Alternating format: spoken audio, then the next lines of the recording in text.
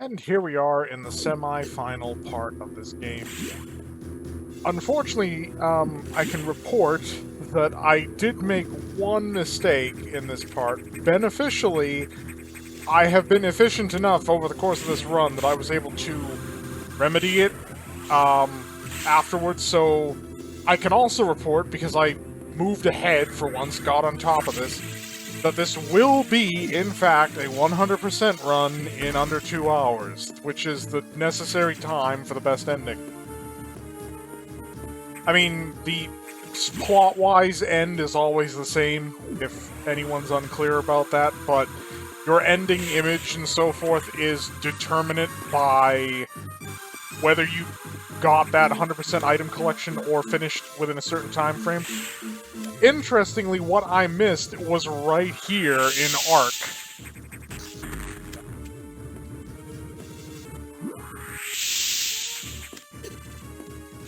Now, I had the option, because I did both this and the final part at the same time, to go back and try to get that extra part, and I would have done it had I not been able to actually make the completion time, but the reason I didn't redo this was because this was already, I think, 3 attempts in. I had to make multiple passes at it, and the final part, I also had to make multiple passes at it, because that part in particular, I did a quick run-through of the guide, didn't compose a video to guide me through it, I was done. I wanted to get it over, because thing is, right now, I have scheduled footage that needs to be recorded, and I don't have the hard drive space, so I need to move some footage out. But I have numerous recordings from Metroid, and I don't know which ones are actually necessary for video edits, or which ones are runs I did that are now void, like unnecessary. So I basically had to ship the thing out the door, so I'm like, you know what, the last things, I'm pretty sure I know where they are, so let's just, you know, get that over with. Yes, right around here. To my left, after I climb up, after shooting the hole in the ceiling, there's a power bomb that I missed completely, but I realized my mistake after one of my last video runs, so I had to redo it, and I doubled back and I got it. I also missed something during one of those runs in Pyro, which was under a lava field. You know, the funny part is, you know, after having done all of this, I probably could 100% in the completion time without a guide, but much like when you're doing, say, a theatrical play, the reason I can say that is because of rehearsal after rehearsal after rehearsal. I've probably played some sections of this game, or watched the footage of some sections of this game, for like 3 to 5 times.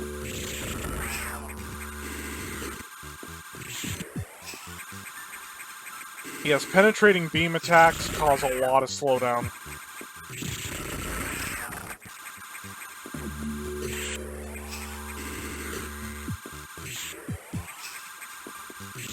And another one of those runs was soured by the Nightmare here. He ended up killing me because there's a phase in this boss fight where, honestly, people doing like 0 damage runs, they must know some trick. Because it seems almost impossible to get through a part of this boss fight without taking at least some damage.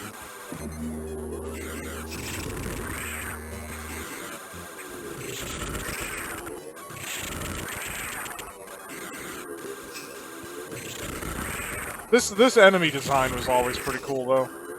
Like, it starts by weeping acid or green blood.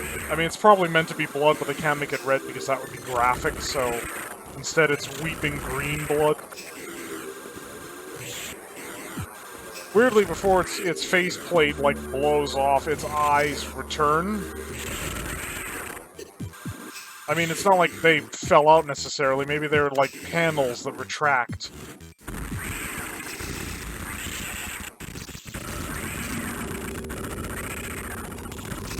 And it is a six-eyed... I don't know what's snaking its way further back in the mechanical parts of this thing, but slug creature. It might as well be a slug creature, given how it sort of turns into this gelatinous sludge as it takes damage.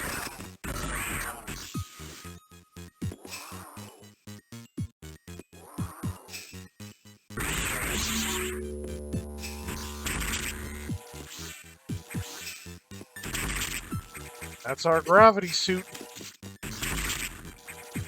And yeah, after having re-seen the gravity suit, I can definitely say that something happened in the sort of creation of the Varia suit's sprite form compared to how it was graphically envisioned, because the shading makes it look like a color that it isn't because of how they've brightened and darkened certain surfaces. Because you look at that, you can clearly tell that it's a purple on kind of a cyan. And when you see it in the elevator image, it's purple on cyan. It's exactly what you would expect. But yet you look at Varia, and it looks like a kind of green on orange, and yet it's actually a yellow on red. It's just weird.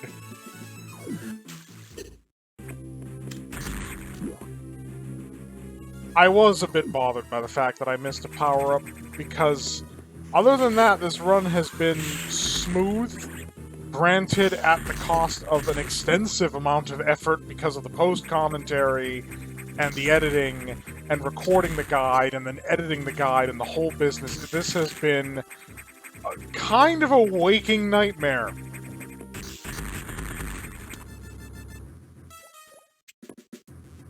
But again, I mean, I don't know how often I'd have to rehearse it before I could reliably get it right, and I really don't have the time for that either. That would also take forever. A playthrough, miss an item, you know, do it all over again, miss another item, do it all over again, keep doing it until you get it exactly right. I mean, that would take forever. Now, what happens with the Zebesian X in this section is an interesting point compared to what I pointed out before, where they're co-adapting the aquatic aspects of the Skuldera, or the mini Skuldera, whatever those things are. And the Zebesians are taking on fish-like properties, but maintaining the Zebesians' enhanced sensory mobility, the head, and the ranged attack pincers.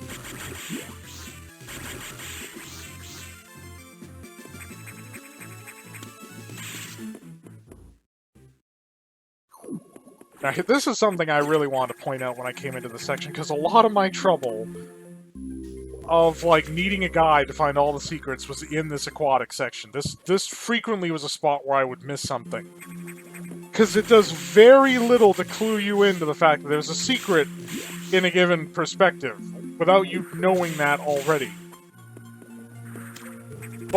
But rather than a complaint, what I want to point out is the fact that, at least unlike Super Metroid, where you go through half of Meridian, I think I'm getting the name right, you go through half of Meridian, the water area, without the gravity suit. And it's just a huge pain, because you're slow, you can't space jump, even though I think you could by that point. Here, you've got a very, very brief water section, just enough to make you miss the gravity suit, but by the time you're in the actual underwater environment, you have the gravity suit, so it doesn't affect you.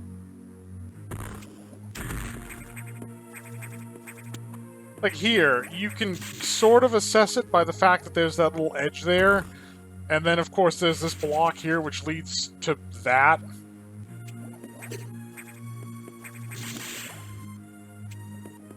I mean, you are, I think, forced up this path to bypass a locked door. So that's perhaps your clue that you need to do something, because...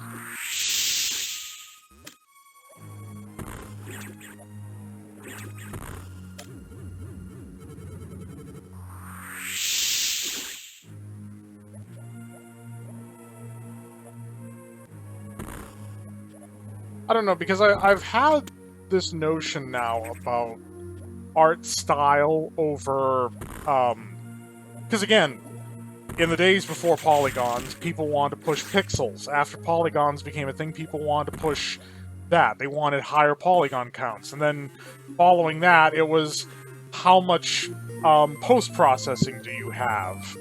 And what's the detail threshold and all this, like, HD and Ultra HD and Ultra Wide HD and everything else.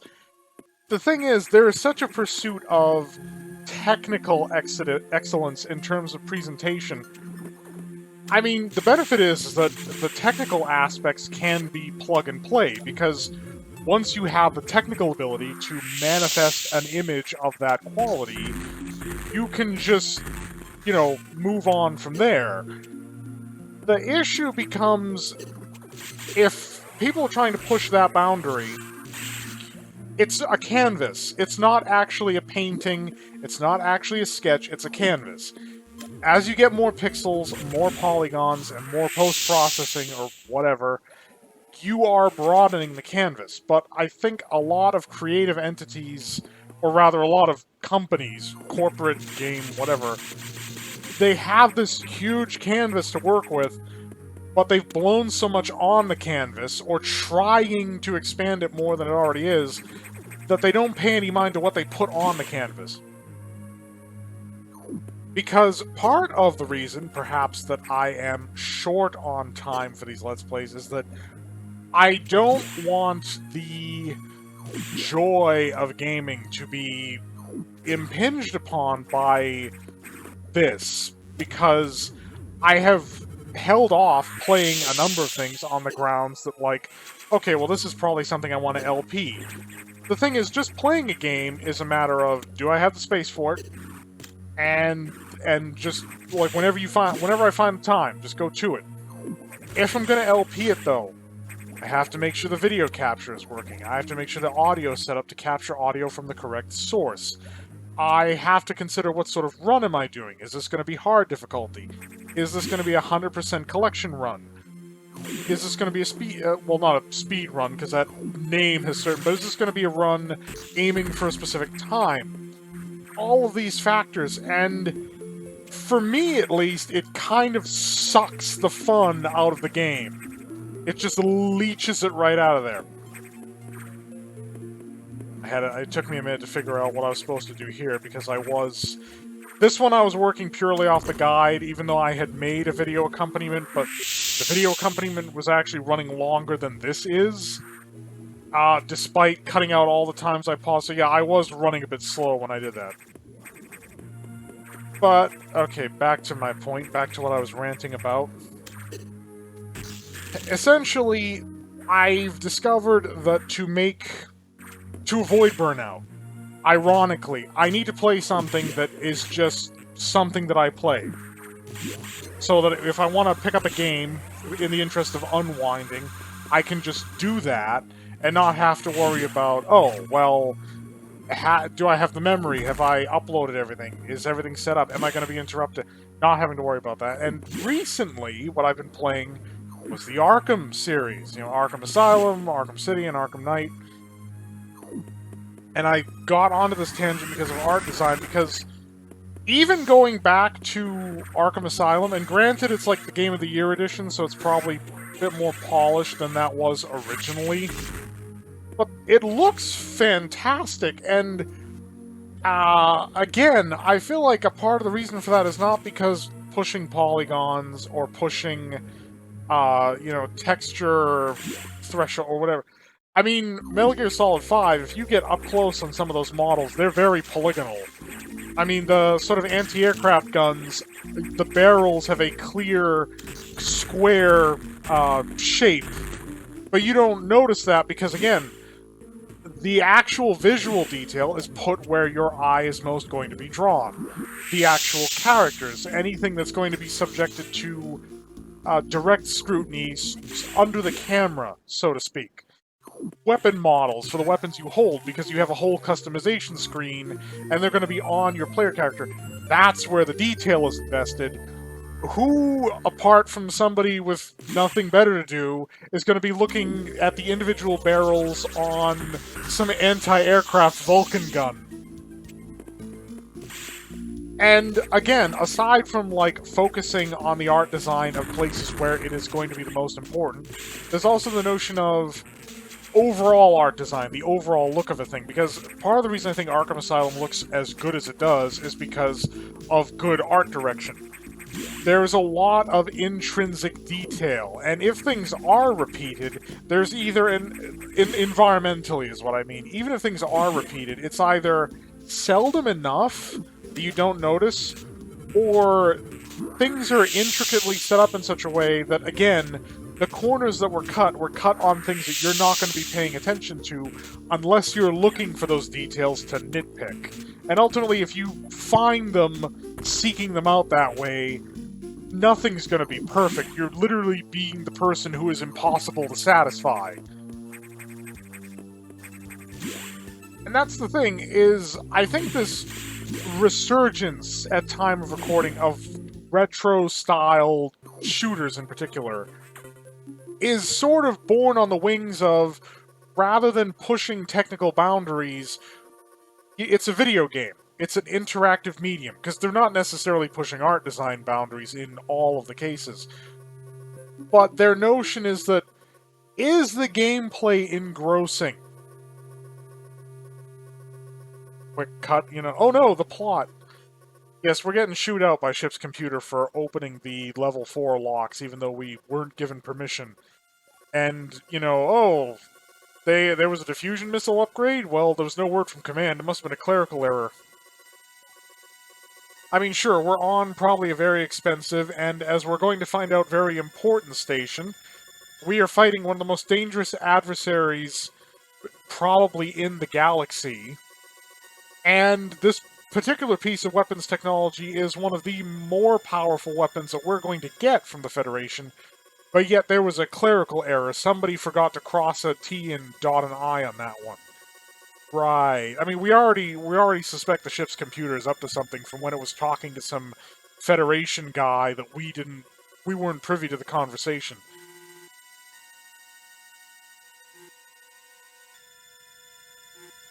Yes, now let's go to NOC, and, I think it's NOC. Let's go to NOC and deal with the rogue security robot.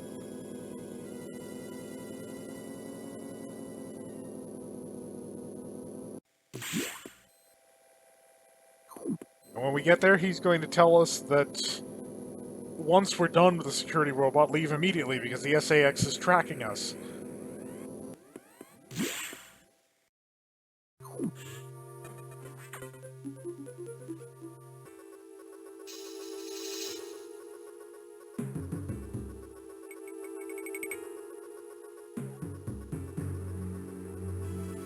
Funny, because it actually goes down much quicker, but then again, that's perhaps a testament to the firepower that we have, as opposed to, you know...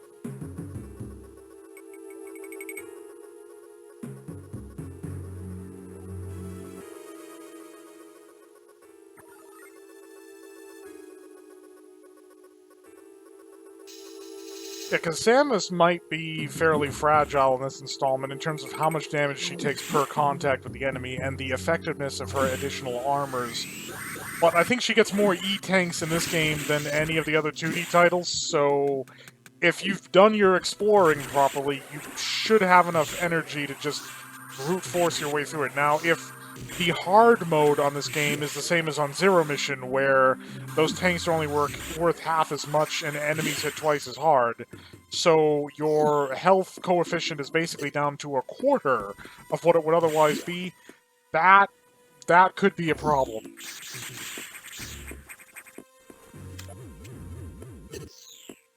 But yes, back to my point. I mean, what I'm trying to move towards, what I'm trying to get at, is that people would look at a game like this, which, I mean, expectations should be at least somewhat tempered, because this was intended for Game Boy Advance, so it was a portable game console from the back in the day. But it's like, it's a pixel thing in 2D. It's not technically impressive from a visual standpoint. But the art style in this game is beautiful. I mean, the caves in the background that you see with water running, that is the animations of stuff like the reload thing clamping down on the gun arm, or it's just all very intricate and very well conceived. And I get a little upset at the fact that people would dump on it just because, like, it's old and it's technically unimpressive from a visual standpoint. It's like, yeah, but what about the gameplay? Does it feel like a Metroid game? Yes, it feels like a Metroid game, and it's good.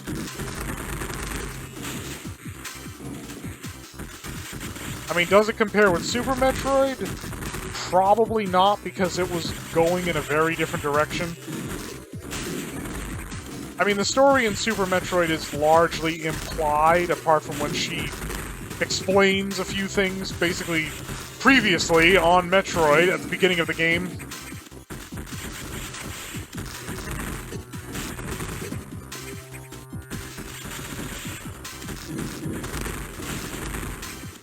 But I mean, that's the point. This game, one of its big problems is that it handholds you for a little too much. It explains everything. It's constantly pointing you in the right direction. I mean, you got a sense of where you're supposed to go in Zero Mission whenever you, like, sat in the hands of one of the Chozo statues. But basically, that just pointed you to your next power-up, and that only existed to give you some vague sense of where you should be going. The rest of it, you're supposed to figure it out.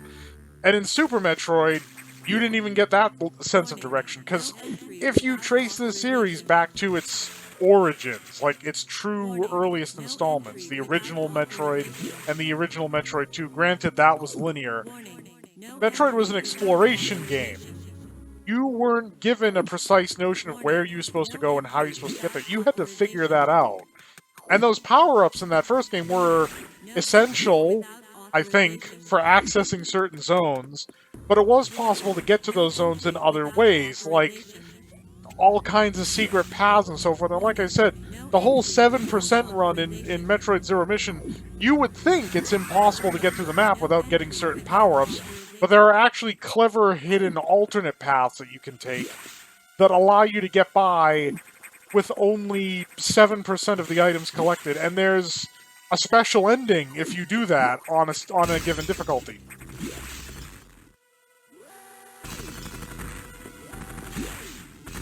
So here's a big revelation. There's a whole lab full of Metroids on the station. Where the hell did they come from, and what is the Federation doing with them?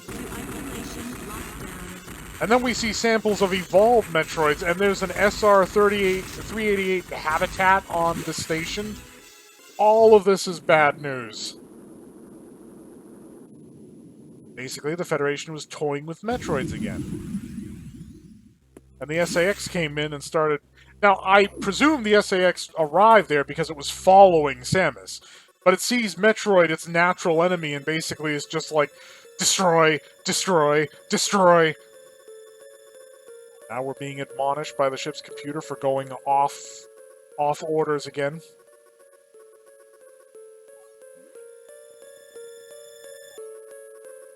And then this is something that, like, really hasn't happened yet. Samus gets a dialogue box and pops up on screen.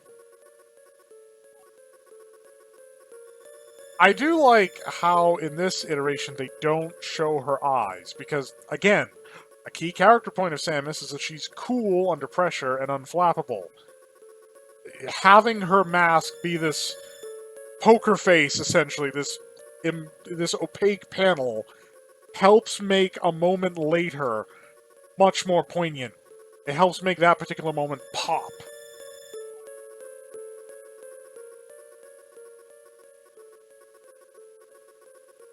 Yes, a faithful replica of SR-388. The ideal environment for raising Metroids.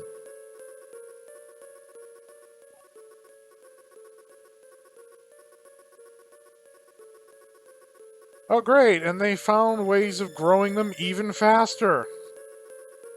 Well, that was the big thing in Other M, and that's the problem, because Other M technically takes place before this, but naturally the creators had to try and one-up Metroid Fusion.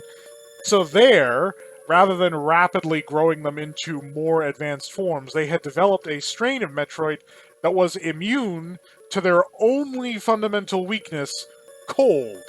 And the idea behind this station perhaps not having that thing was the idea that they realized in Other M that Metroids immune to their one weakness makes them very difficult to control. Maybe that was a bad idea. Yes, they have to figure this out after Samus needs to perform a direct intervention. A bunch of Fetty soldiers end up dying, including, you know, commissioned officer, I think, Adam Malkovich. It's like, yeah. But I mean, that's part of the message. The suits, the corporate entity, the leaders or whatever, the Federation, to them, bosses like that are no object. There's plenty of commanders where he came from, there's plenty of soldiers where they came from, but imagine the possibilities if we could just crack how to make Metroids be what we want them to be and do what we want them to do. I mean, the analogy of literally playing with fire.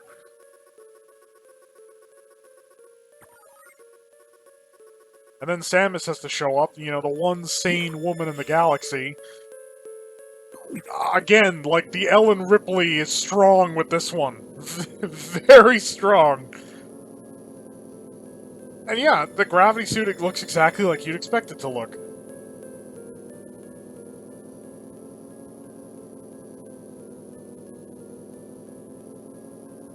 I don't know if that would be a cyan or more of a teal, but... well, cyan is more green, I think. I don't know. Let's not get into that. And now we're in an area that literally looks like Turian. So not only are they imitating the sort of ecology of SR388, now they're imitating the technology of Mother Brain's base back on... what was the planet called? Drawing a blank. Zebes! Or Zebeth, or however it's romanized. Yeah, planet Zebes.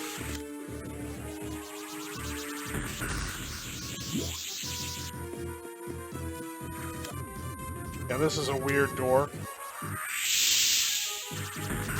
You have to destroy this thing several times, and only after destroying it, because here's the thing, this is actually precursing to something that we'll have explained later. First it was 1x, now it's 2x, and then when we destroy this, it'll be even more x. This is actually some environmental storytelling, and that's my point. This game doesn't actually skimp on the environmental storytelling, which normally would be a good thing, but here it's a problem, because there's so much storytelling just explained to you outright that having environmental storytelling on top of that is like a sensory overload. And besides which, why not just stick with the environmental storytelling? I mean, there is this new trend now, like, with Doom Eternal and Fallout to some extent, a bunch of other games, of the sort of codex where rather than pulling the player out of the experience with a cutscene, we have basically a kind of book or amalgamation of the stories, the plot details, whatever. So players who just want to immerse themselves in the game they can do that. They just ignore the codex entries. Who cares?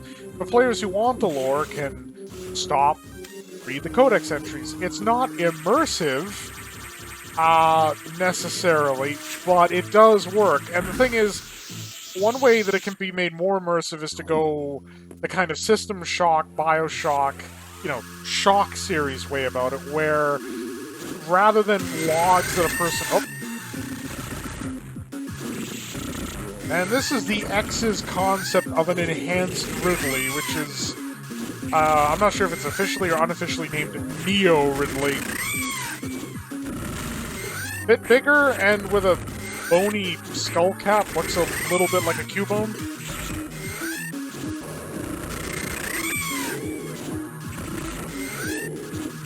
Here's the thing, this Ridley, you basically just brute force it. Because with previous Ridleys, there's specific attack patterns, and you want to attack it in a specific pattern to avoid triggering its more dangerous patterns. Here, it's literally just brute force it with your plasma wave beam. But again, that serves to highlight how powerful Samus has become. Sure, this is a late-game boss, and that's maybe a bad choice, considering the message they're trying to deliver, but Ridley is old news. It's over. You know, Samus has beaten Ridley so many times at this point that even a roided-up X version is not going to slow her down. And again, that's like a great message of, again, this is an enemy we've seen so often that how is this even a problem for her anymore? Well, it isn't. But placing that as, like, the semi-final boss, even even given Ridley's importance in terms of the character's relationship with Samus, which it's at least implied that the bones or whatever in the cryobay were from Ridley. At least I think. So, even it might not technically be Samus's Ridley, like the one that killed her human parents or whatever. But it might have been copied from that one. But again, she's done this so many times, it deserves no pomp and deference, and it's the only problem with it is that it's made into the semi-final boss fight, but it's basically just a breeze if you've been doing even a little bit of exploring and you just have enough E-tanks or whatever to deal with it. Whereas in other M's, she runs into a Ridley that isn't souped up, isn't the same Ridley that caused her all of her psychological trauma, and it spooks her into losing her damn power suit. The fuck?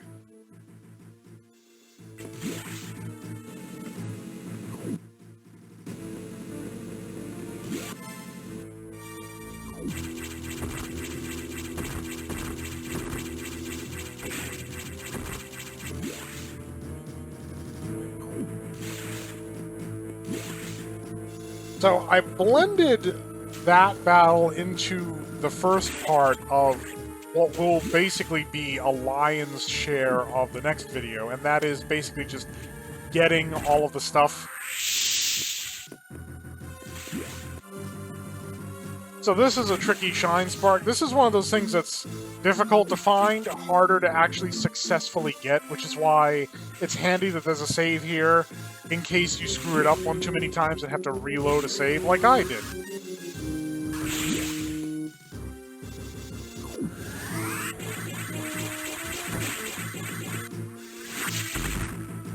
Putting that crab creature down there is also just sadistic. Because otherwise you could just jump down. And granted, with the screw attack, you can screw attack through the crab thing, but you could just drop down if it wasn't there.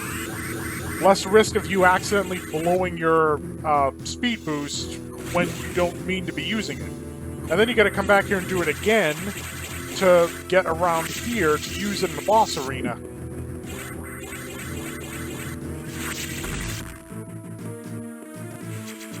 You'll note a lot of these late-game power-ups require the speed boost and usually something else, because we couldn't have cleared the space to get up a Shine Spark run unless we had Screw Attack, or in some areas it's the Power Bomb that you need.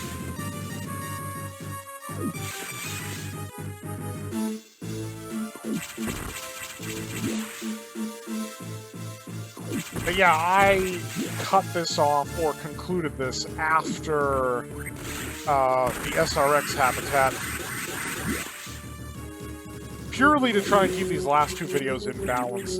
Bear in mind, I wasn't aiming for 7 videos again, that is, once again, just how it turned out, which is fine. I find it interesting that all of them ended up that way, even the fan work ended up that way. Granted, the videos are not all of a fixed length, so it's not really a measure of the time they took, especially since Super Metroid I went over the 2 hours. It's more so a measure of just how these organically broke down. Maybe it says more about me than the game, I don't know.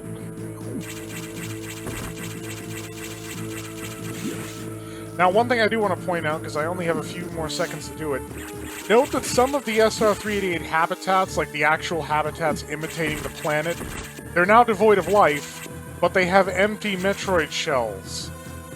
Some of them escaped from the lab, and that's going to become very important later.